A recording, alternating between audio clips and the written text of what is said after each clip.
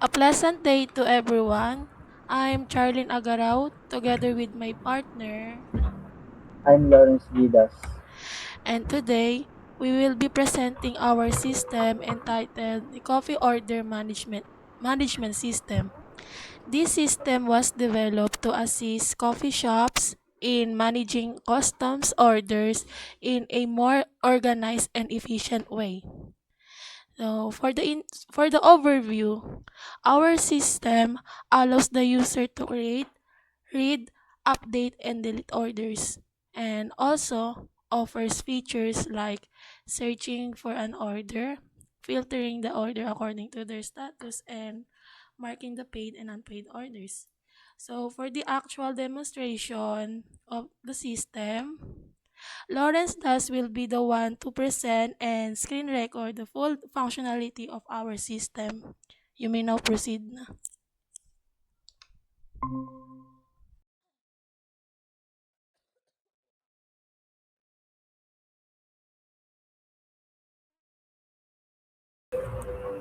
So this is the actual demonstration of our system. So here's the code of our website order management system. To run this, we need to go to PowerShell or Windows PowerShell. So first, we need is type saan nakalocate yung ating uh, file. So sa akin is nakalocate siya sa downloads kasi ko binigay lang po sa akin yung code and inaral ko lang din po. Binigay po sa akin ni Charlene yung code and inaral ko lang din po. And then, ang downloads, tapos CD, order, management. And yung order management, this is ito yung name ng file natin. And kung mali yung ma-type natin, hindi siya maglala ng maayos, kumbaga mag-e-error. And after that, type natin is Python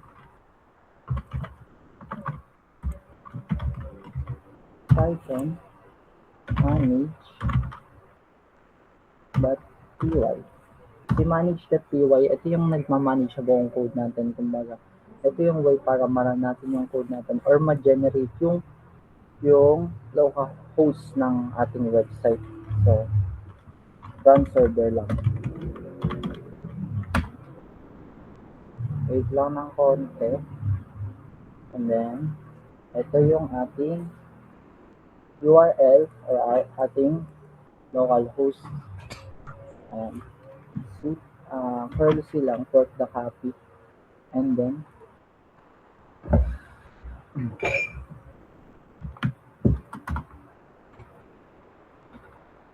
ito na yung ating website. Sa website natin, meron tayong add orders and the admin. Sa admin, ito yung ating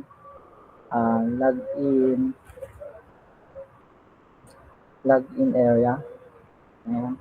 And then, pag nag-login ka nito, dito ka na mapupunta sa ating homepage kung saan makikita natin lahat ng orders, lahat ng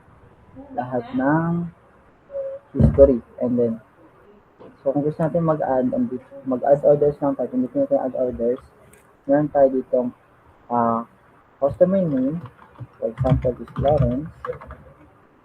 That's my name. And then, drink name,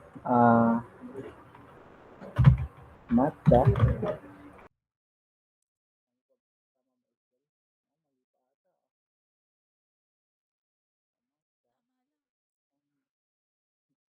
And then, meron tayong different sizes ng drinks, kung pwedeng small, medium, or large. And then, the quantity, and the unit, yung price, kung ilan yung sugar level, so normal lang. Kung pwedeng gawin pataas pa dyan. And syempre, yung status ng ating order.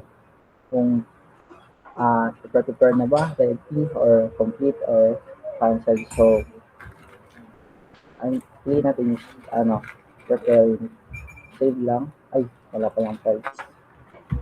So, for example, yung matcha natin na medium is 59. So, save lang. Ayan. So, makikita na natin dito yung ating order. Ito, nagpe-prepare lang siya and then kung gusto natin siyang i-view, ma-review natin. Pindutin lang natin yung view dito sa gilid. And syempre, pwede din natin siyang ma-edit. So, edit natin. Kung gusto natin baguhin ito quantity. Save lang. Update the orders. Pwede din, i-mark up paid na natin kung mga nabayaran na. Ayan. Nabayaran na. So, nag-update na siya, naging unpay na siya. And then, pwede din natin siyang i-delete. Ayan. And, status, pwede tayong mag-filtering ng status natin. Ayan. And, syempre, pwede tayo mag-search ng pangalan. Kung sino pa yung may orders na ganong pangalan. And, makikita natin dito. Tolerances, meron pang order na ice americano and small. And so back lang tayo. Pwede natin i-reset ang ating system para mabalik tayo sa ating homepage. And gusto natin, and yun lang po yung demonstration of our system. Is very simple po. Kumbaga, add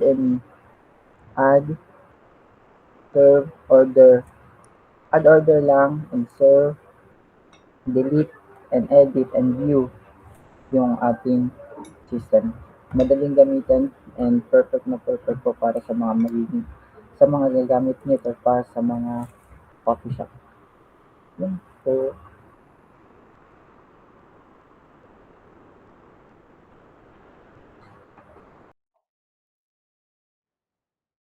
So, for the summary of our system, in conclusion, the coffee order management system helps improve the efficiency of handling customers' orders by providing a more organized and systematic process. It allows users to easily manage products, monitor orders, and reduce errors compared to manual methods. Overall, this system can help small coffee shops to enhance their services and operations. That's it for today. Thank you for listening.